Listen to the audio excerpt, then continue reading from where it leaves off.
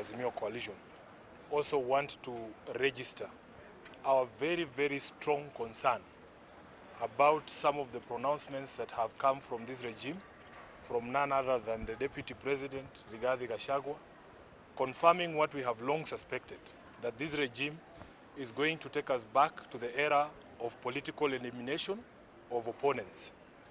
We want the authorities and to call upon the DCI to ask Mr. Gachagua to record a statement on the utterances regarding the life of Honorable Raila Odinga. He is on record as having stated that there is going to be a final solution to what he sees as the problem of the Odingas from the time of Jaramogi.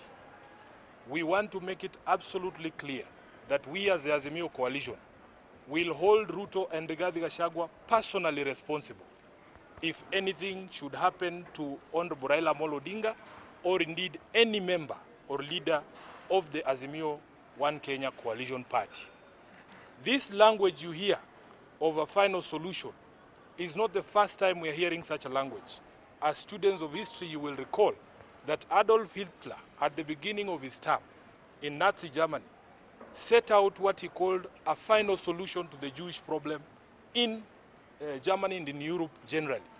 By the end of that endeavor, 6 million Jews were gassed and killed and slaughtered throughout Europe. Everybody understands the meaning of the word final solution. We want Mr. Gachagua to be taken to the DCI to record a statement, because we cannot be taken back to the era of J.M. Kariuki, of Robert Ouko and the others just because they are unable to deal with the political questions that have been laid on the table by the coalition. So as the Azimio la Umoja coalition, we are saying we have confirmed what we have suspected all along, that this is a regime built on elimination of political opponents, built on elimination of witnesses, as we saw in the ICC cases, and that they are going to take us there by trying to eliminate, as he himself said, the leader of Azimio, Honorable Raila Amolo Odinga. We want to say, finally, that should Raila Amolo Odinga so much as catch a cold on Monday, the person to be held responsible is none other than Gachagua and William Ruto. Thank you very much. And I think that's fine. On the issue of Monday, it must also be made clear, since it has already been declared a public holiday, that employers of all shades and from all areas should release their employees and allow them to participate in their national duty. The media, of course, will be on duty. So we expect that the employers will understand that their employees will be having a duty to perform that day, a national duty indeed. But more importantly, the call by Mr. Ruto that Honorable Odinga agrees with the police how to go about the demonstrations is uncalled for, is unnecessary. The police know their duty, which is to protect lives and property of Kenyans. It is not the work of Raila Odinga or anybody else in Azimio to help them do their work, or Ruto for that matter. Thank you very much. See you on Monday. No question. Said what is not clear. This is the statement by Azimio la Umoja. Pardon?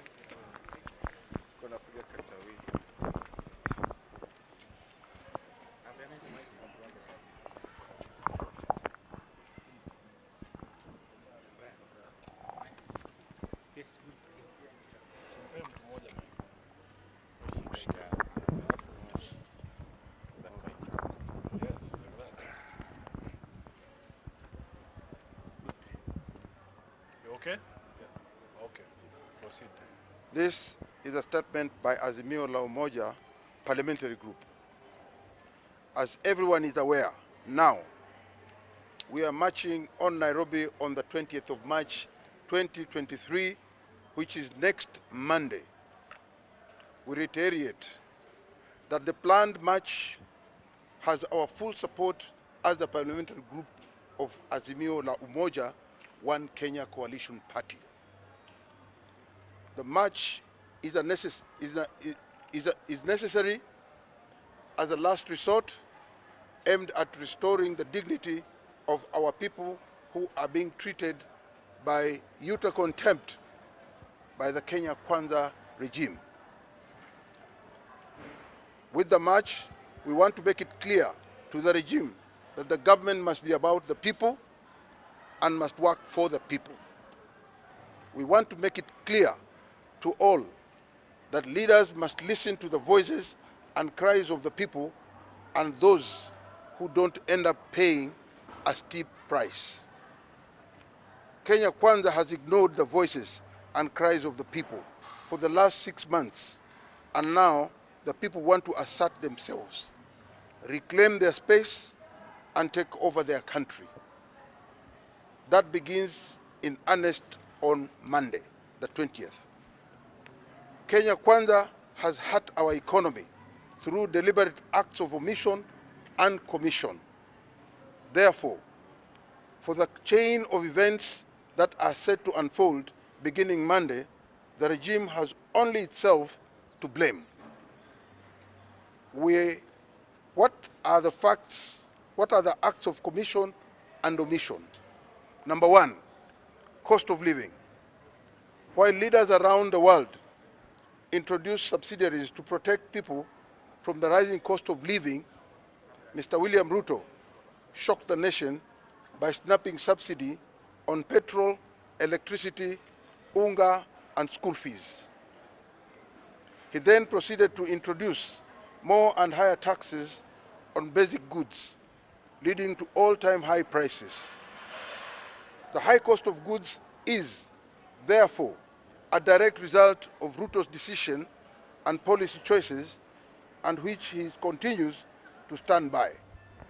It is not that there is nothing, and instead make their lives more miserable. I will repeat that. The cost of goods is therefore a direct result of Ruto's decision and policy choices, which he continues to stand by.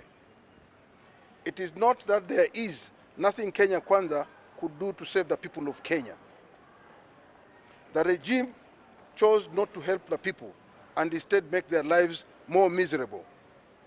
On Monday, the people will seek to show them that they may be poor and hungry, but they still wield the power. Number two, discrimination in state appointments. The Kenya Kwanza regime has continued with a policy that makes Kenya a one community nation in which critical appointments to public offices go only to members of one ethnic group.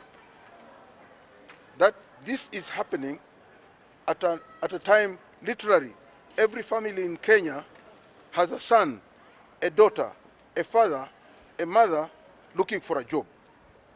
On Monday, the people will seek to speak to Ruto directly, register their unhappiness with the state of affairs, and demand inclusivity in appointments. Number three, privatization of Kenya. For the first time in our 60-year history, as a country, we are being told that Kenya is a private company in which the shares you hold depend on how you voted and how much money you contributed to Mr. Ruto and Mr. Gachagua during the campaigns. We are being told that in this Ruto company, jobless young people can only hope to join crucial bodies like security forces upon providing proof that they are card-holding members of UDA. On Monday, we converge in Nairobi for a special general meeting to tell Mr. Ruto and Mr. Rigathi that Kenya belongs to us all, regardless of how or whether we voted and contributed to UDA campaign kitty. I will now invite the minority leader of the National Assembly to proceed with the rest of the speech. Number 4, audit of IBC servers. As a party, we adhere to the principle that only a legitimate government that is elected by the people and enjoys the confidence of the people can put people at the center of its agenda and work for the welfare of the people. It is in pursuit of this principle that we have been calling for an audit of IBC servers as a step towards electoral justice and ensuring integrity of elections in future. Ruto has continued to resist those calls. On Monday, the people of Kenya will gather in Nairobi to enforce that they mean what they are saying. They will be in Nairobi to reiterate that they are tired and can no longer tolerate regimes that come to power by usurping and manipulating the people's will as expressed at the ballot. Number 5, assembling the new IBC. We will be in Nairobi on Monday to make it clear to Mr. Ruto that we do not support his decision to reconstitute the IBC without consulting other stakeholders and interested parties, including the Azimio la Umoja One Kenya Coalition Party. Number 6, assault on multi-party democracy.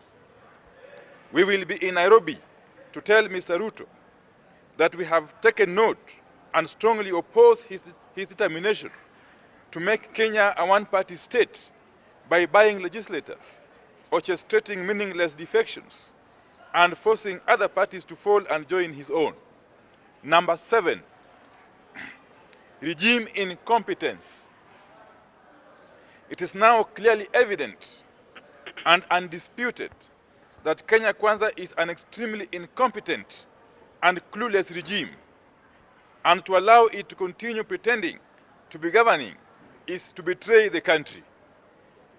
Everything that can go wrong is going wrong. Our Kenya shilling has collapsed, and the regime doesn't know what to do. The dollar has simply disappeared. Cost of unga, electricity, and fuel is still going up, and Kenya Kwanza has no explanation and does not know what to do. From the above, it is clear the issues Kenyans are complaining about are not with us by accident. These issues are about the choices made by the Kenya Kwanza regime. There are many other policies Kenya Kwanza could have pursued, but they chose the ones whose net effect has been to cause more suffering among the people, create uncertainty in our future as a country, and destroy our institutions. Our decision, therefore, to march on Nairobi on Monday is born out of necessity. We fully support it, and we appeal to all Kenyans to come out peaceably and unarmed and march on Nairobi so that we can take back our country. Thank you. I'll be inviting the Honorable Edwin Sifuna, Senator for Nairobi, to make some further comments.